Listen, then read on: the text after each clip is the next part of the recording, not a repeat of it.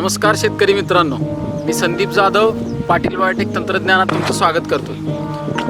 नेहमीप्रमाणेच आता सुद्धा या व्हिडिओमध्ये मी तुम्हाला एक यशस्वी केळीची मुलाखत दाखवणार आहे, जिचा माल निर्यातक्षम उत्पादित झालेला आहे। आणि आता हा व्हिडिओ जो आहे तुम्ही पंढरपूर तालुक्यातील करकम या गावामध्ये तुम्हाला ती यशोगाथा मी दाखवणार आहे। पण त्याआधी जर तुम्ही माझं यूट्यूब चॅनल सबस्क्राईब केलं नसेल तर जरूर करा, जेणेकरून माझे यापुढचे व्हिडिओ किंवा यापुढचे काही यशोगाथा किंवा यापुढचे काही तंत्रज्ञानाच्या गोष्टी ह्या तुमच्यापर्यंत सहज पोहोचतील। त्यासाठी तुम्ही शेजारील बेल आयकॉनवर पण क्लिक करा आणि माझं यूट्यूब चॅनल सबस्क्राईब करा।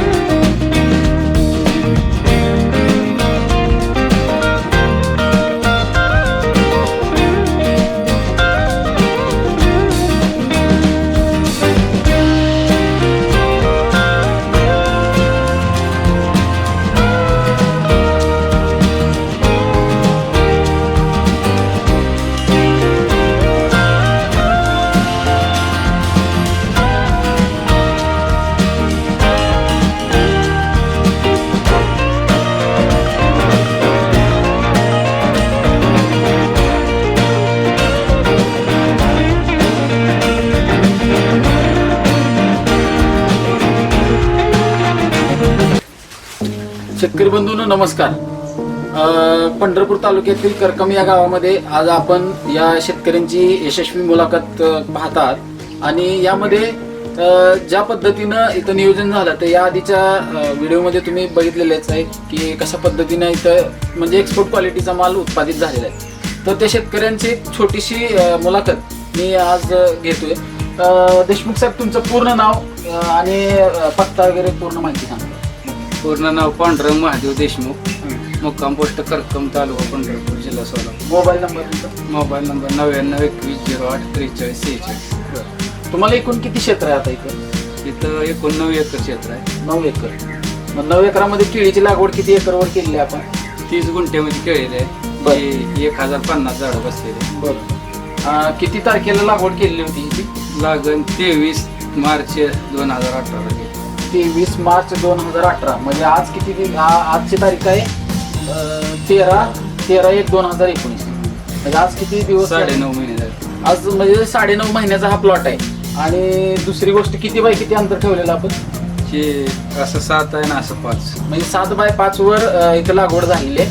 आणि लागवडीपूर्व काय खतं टाकली ते पण जरा शेतकऱ्यांना सांगा। कशा पद्धती आधी लागवडीच्या पूर्व काय काय केलं हे सांगा।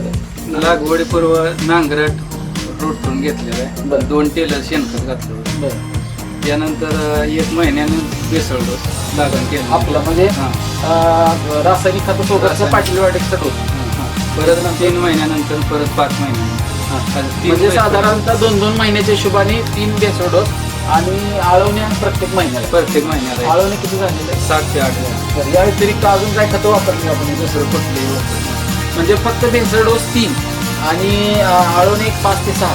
याच्या व्यतिरिक्त इथं कुठल्याच पद्धतीचा अतिरिक्त खतांचा वापर केलेला नाही। आणि एक पण शेतकरी मित्रांना एक मला महत्त्वाचा विषय सांगायचा आहे की आता थोडंसं इथं हलक्या पद्धतीची जमीन आहे, तरी पण इथं अजूनपर्यंत आपण माती जी आहे मधल्या पट्ट्यात ती उचलून लावलेली नाही। खाली तुम्ही आता इथं बघू शकता, खाली जर बघितलं तुम्ही प्रसन्न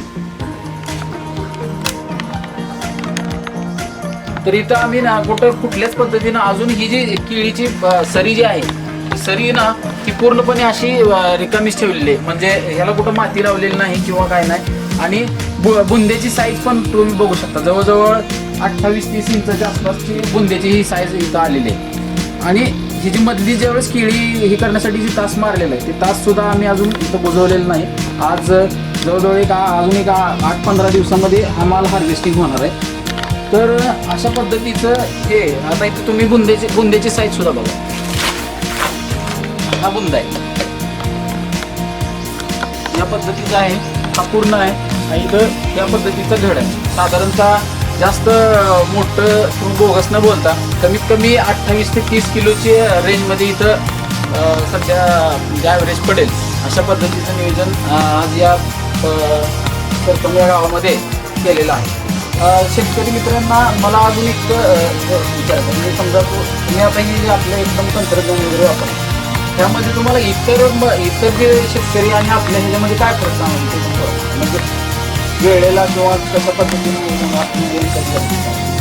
इतर दुसऱ्या ह्याच्यामध्ये टायमिंगला कसं 3 दिवस दुसरं ह्याच्यावर 8 दिवसाला सोडणं 4 दिवसाला औषध सोडणं तसं काय महिन्यातून एकच वेळा सोडणं म्हणजे प्रत्येक महिन्याला करायचं म्हणजे 2 आणि 3 दिवसाला कुठल्याही खतांचा अतिरिक्त खताचा वापर काय वापर ते पण.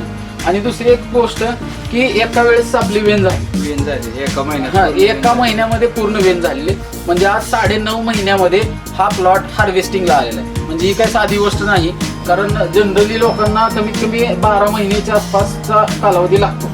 बरोबर आहे का, 12 महिने लागतात. साधारणतः 8 महिन्यापर्यंत वेन आणि तिथून पुढून 3.5-4.5 महिने 3-3.5 महिने तरी फुगवणीसाठी जातात. त्यात पण आता थंडीच्या पिरियडमध्ये हे आहे. आता आजची तारीख आहे किती, 13/1/19.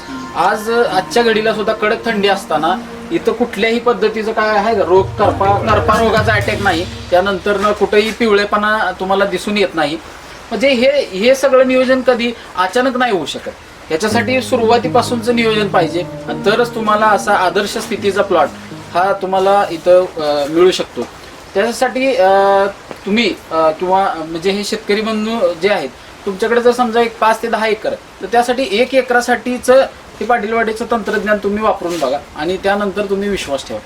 बरं, आता ही जे आपण सगळे एकंदरीत तंत्रज्ञान वापरलं यामध्ये तुम्ही 100 पैकी आम्हाला किती मार्क द्याल तेवढे आमच्या शेतकऱ्यांना सांगा. काय माहिती 100 पैकी 100 देतो. कारण हेच आहे की पूर्ण केळी लावा म्हणल्यापासून जी तुम्ही ट्रीटमेंट दिलेलं आहे ती केळी काढण्यापर्यंत सगळं, त्यामुळे 100 पैकी 100 मार्क देतो. आणि ही रोपांची कुठली व्हरायटी तुमची कंपनी नाही सांगा की कॅलस बायोटेक कंपनीची कोल्हापूरची. ठीक आहे. आणि आता मी नानांकडे येतो. नाना, तुम्हाला काय वाटलं की सगळा प्लॉट आपला किंवा इथं लोक 4 बघायला आले ह्यासाठी तुम्ही आमच्या शेतकऱ्यांना काय सांगाल ही बोला तर. पूर्वीपासून आम्हाला 1975 पासून आमच्याकडे द्राक्ष बागेची पुरी माहिती, पण केळीची माहिती आम्हाला अजिबात नाही. तर तुमचं नाव काय? संदीप जाधव यांच्या पंढरपूरकर यांच्या सहकार्याने आमचे 100% आम्हाला उत्पादनाची माहिती मिळवून दिली, त्याबद्दल त्यांना आभारी आहे. आणि सर्वात मी पण आमच्या पाटीलवाडी तंत्रज्ञानाकडून हे नानांचे आणि पांडू देशमुख यांचे पण आभार मानतो की त्यांनी त्यांच्या कष्टामुळेच हे आलं. फक्त आम्ही काय फक्त खतं कशी टाकायची, कुठल्या पद्धतीने नियोजन करायचं, कधी कुठल्या वेळेस काय सोडायचं किंवा काय फवारायचं तिथपर्यंत सांगितलं.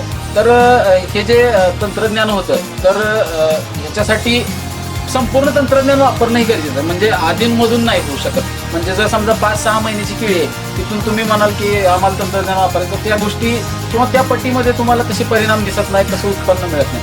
सुरुवातीपासून म्हणजे रोप लागवडीपासून ते निघून जाईपर्यंत संपूर्ण नियोजन हे तुम्हाला मिळू शकतं. त्यासाठी तुम्ही माझा यूट्यूब चॅनल सबस्क्राईब करा, शेजारील बेल आयकॉनवर पण क्लिक करा आणि यापुढचे व्हिडिओ तुम्हाला हे सहजासहजी उपलब्ध होतील. तर परत एकदा सर्वांचे धन्यवाद. नमस्कार शेतकरी मित्रांनो, आजचा हा केळी पीक पाहणी कार्यक्रम पंढरपूर तालुक्यातील करकम या गावामध्ये जे पांडुरंग महादेव देशमुख यांच्या शेतामध्ये हा आज पार पडला. आणि त्याच्यासाठी प्रमुख उपस्थिती म्हणून पंढरपूर तालुक्याचे पंचायत समिती सदस्य राहुल काका पूर्वत यांनी पण इथं उपस्थिती लावली आणि त्यासाठी मी आमच्या पाटील बायोटेक कडून या सर्वांचे आभार मानतो आणि आजचा हा कार्यक्रम